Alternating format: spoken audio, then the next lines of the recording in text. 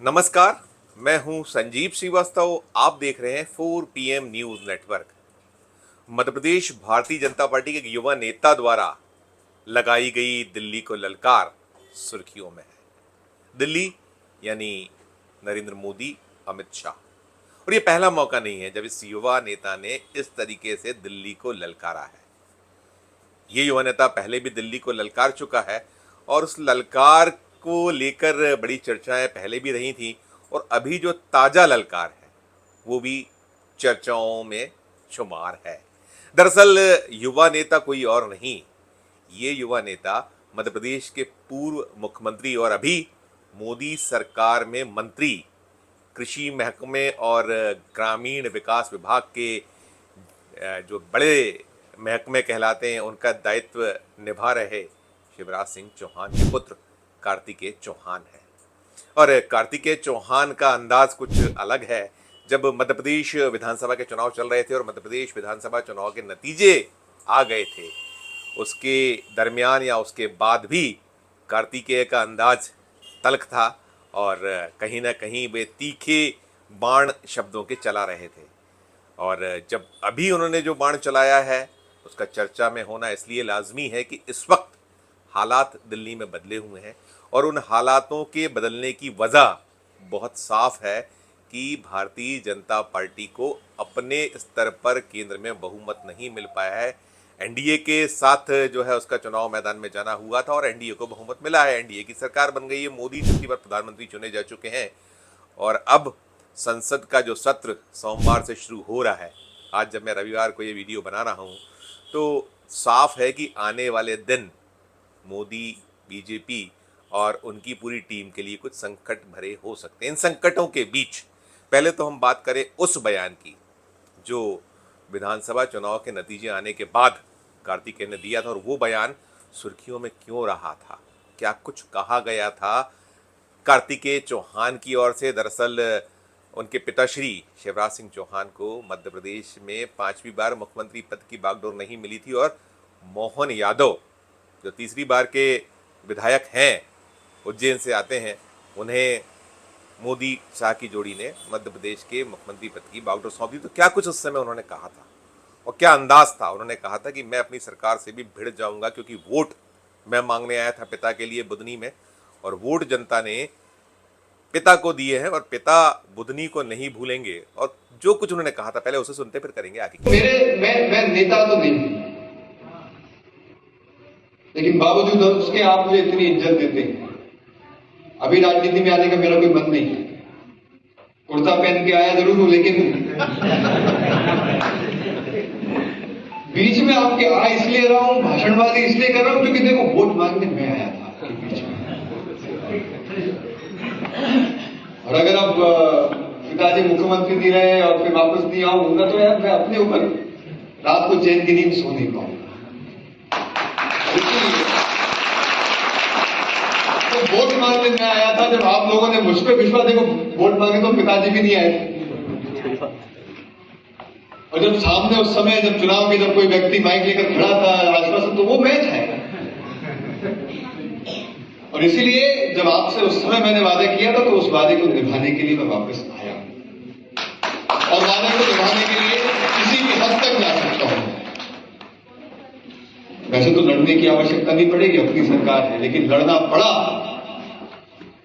तो इस बात के लिए आप निश्चित रहिए, अगर आपके लिए लड़ना पड़ा, अगर हक के लिए लड़ना पड़ा तो वैसी नौबत नहीं आएगी, लेकिन अगर नौबत आई तो उसके लिए भी कार्तिकेय तैयार है। तो सुना आपने, ये था कार्तिकेय चौहान का वो बयान जब वो मोहन यादव मध्य प्रदेश के मुख्यमंत्री बना दिए गए थे तो क्या कुछ उनके श्रीमुख से निकला था और इसकी बड़ी प्रतिक्रियाएं हुई थी। और अभी जो ताज़ा बयान है कार्तिकेय चौहान का, उसे भी सुनिए आप, फिर हम और करेंगे आगे की बात।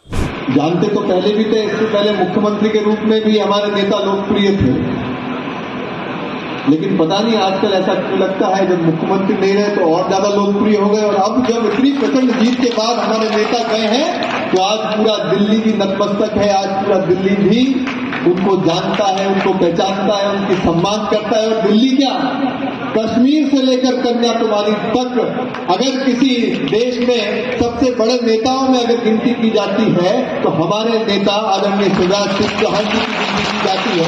और ये अगर संभव करके दिखाया है तो हमारे क्षेत्र के लोगों ने, हमारे बुधनी के लोगों ने, हमारे धनुल्ला, नसुल्लागंज, हमारे चकलदी के, लालपुई के, गोपालपुर के, हम तुम्हारे हैं। तो सुना आपने कार्तिकेय चौहान क्या कुछ कह रहे हैं। वे कह रहे हैं कि उनके पिता सर्वमान्य और एक ऐसे नेता हैं जिनको कश्मीर से लेकर कन्याकुमारी तक पहचाना जाना जाता है और एक उनकी अलग गूंज है, उनके जो नाम की गूंज, उनके चेहरे की स्वीकारोक्ति, तमाम उसमें निहित छुपे हुए हैं जो कह रहे हैं कार्तिकेय चौहान। और वो जो कुछ कह रहे हैं उसमें ऐसा नहीं है कि ये कुछ अकेले कार्तिकेय चौहान अपने मन से कर पाए।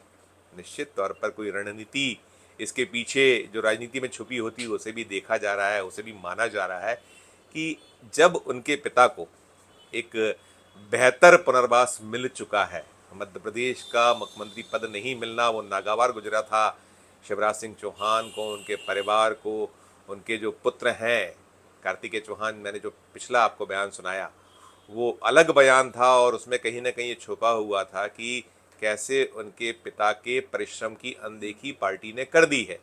अब वो ये सब कुछ क्यों कह रहे हैं, किस लिए कह रहे हैं, इसके अर्थ खोजे जा रहे हैं और खोजना लाजमी भी है। राजनीति में कई बातें कर्टन के पीछे होती हैं और जो कुछ चलता रहता है, जो कुछ होता रहता है वो कई बार इसी तरीके से सामने आ पाता है या एक भूमिका के तौर पर भी कई बार देखा जाता है। जैसा मैंने कहा कि ना तो बीजेपी को अपनी दम पर 370 या उसके पार सीटें मिल पाई हैं, ना एनडीए 400 पार हो पाया है। तो जो दावे थे नरेंद्र मोदी जी के या अमित शाह के वो सब धरे के धरे रहे हैं। ये जो विधानसभा चुनाव के बाद मध्य प्रदेश के विधानसभा चुनाव जो 5 राज्यों के चुनाव हुए थे, अलग अलग राज्य थे, उसके बाद जो 2024 का रण सजा था उसमें जो एक लक्ष्य रखा था मोदी शाह ने वो पूरा नहीं हो पाया और वो ना हो पाने की वजह साफ नज़र आती है। हम एक और बयान आपको सुनाते हैं, वही विधानसभा चुनाव के दौरान का था जब शिवराज सिंह चौहान ने संकेतों में कितनी बड़ी बात कह दी थी और कहीं ना कहीं वो संकेत था कि मोदी का चेहरा धूमिल पड़ रहा है। हालांकि वे सीधी बात तो कभी करते नहीं, राजनीति में सीधी बात होती भी नहीं है, घुमा फिराकर ही बात होती है। तो एक बयान वो भी चर्चाओं में शिवराज सिंह चौहान का रहा था जब उन्होंने ये कहा था कि मैं उन लोगों में नहीं हूँ कि जब जनता रिजेक्ट कर दे और जनता आपको ना पसंद करने लगे तब कैसे नेता बने रहने की कोशिश करते हैं। वो बयान में निहित था, निहितार्थ था और उन्होंने कहा था कि मैं रिजेक्टेड नहीं हूँ। तो सुनिए वो बयान भी शिवराज सिंह चौहान का, क्योंकि पिता और पुत्र इस वक्त फॉर्म में नजर आ रहे हैं और शिवराज सिंह चौहान तो वैसे भी फॉर्म में रहते हैं, उनका अंदाज रहता है और जब सत्ता में आ जाते हैं या पावर में आ जाते हैं उसके बाद तो उनका अंदाज ही अलग होता है। तो पहले वो बयान भी सुनिए जो उन्होंने विधानसभा चुनाव के दरमियान और लोकसभा चुनाव प्रचार के जो आहट थी उस दरमियान दिया था, उसे सुनिए, फिर हम करेंगे इसके भी आगे की बात। अपन रिजेक्टेड नहीं है,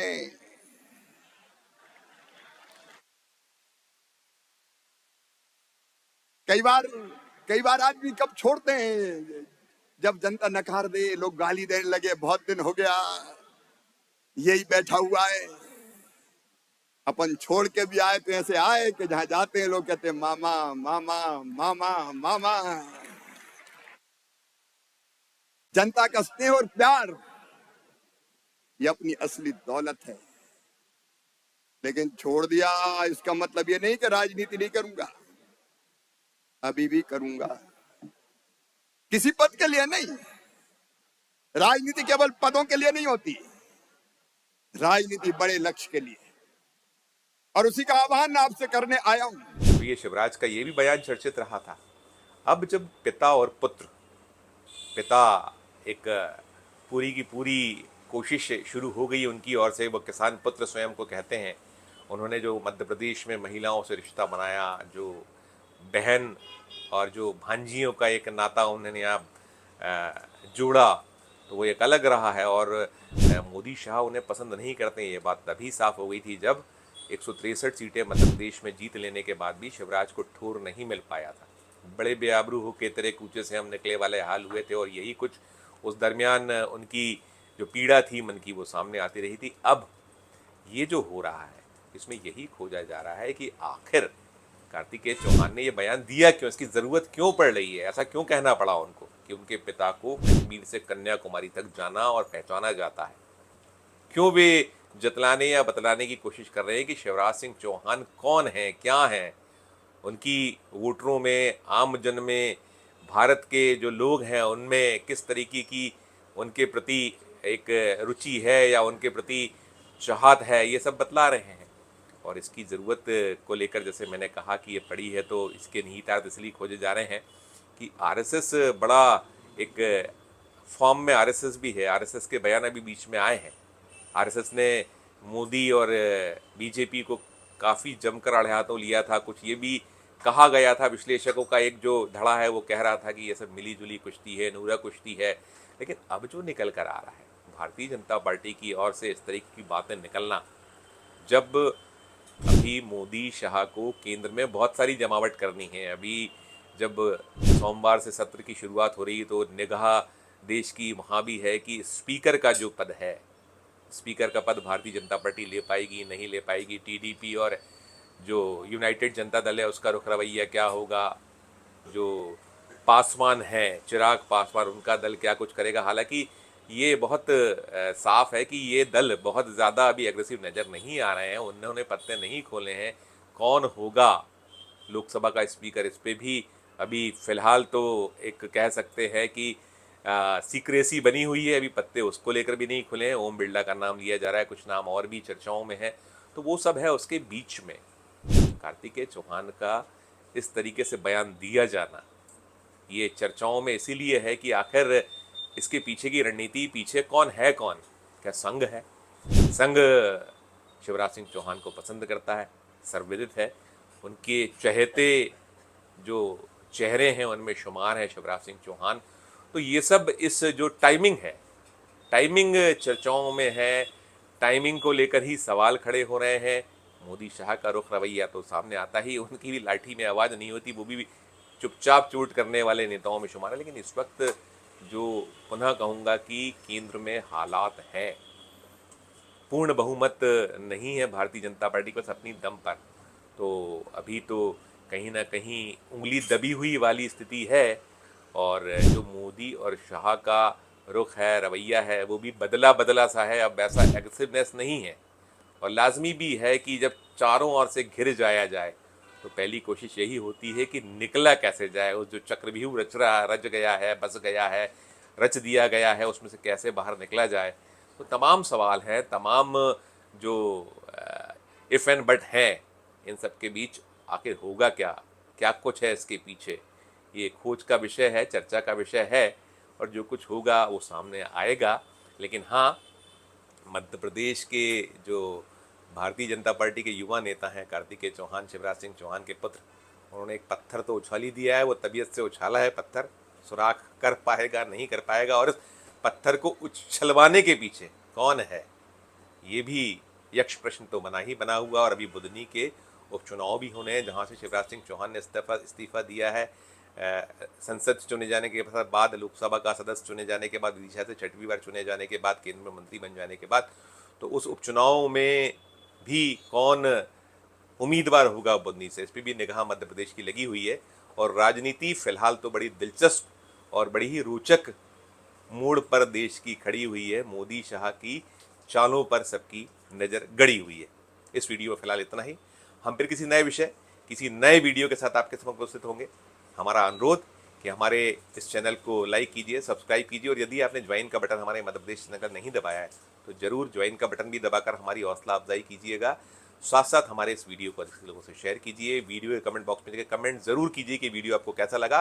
साथ में हमारे जो राज्यों के चैनल हैं 4 PM के, उन्हें भी लाइक कीजिए, सब्सक्राइब कीजिए, ज्वाइन कीजिए। और हमारे 4 PM नेशनल जो चैनल है उसे भी लाइक कीजिए, सब्सक्राइब कीजिए और ज्वाइन कीजिए, और देखते रहिए 4 PM न्यूज़ नेटवर्क। धन्यवाद, नमस्कार।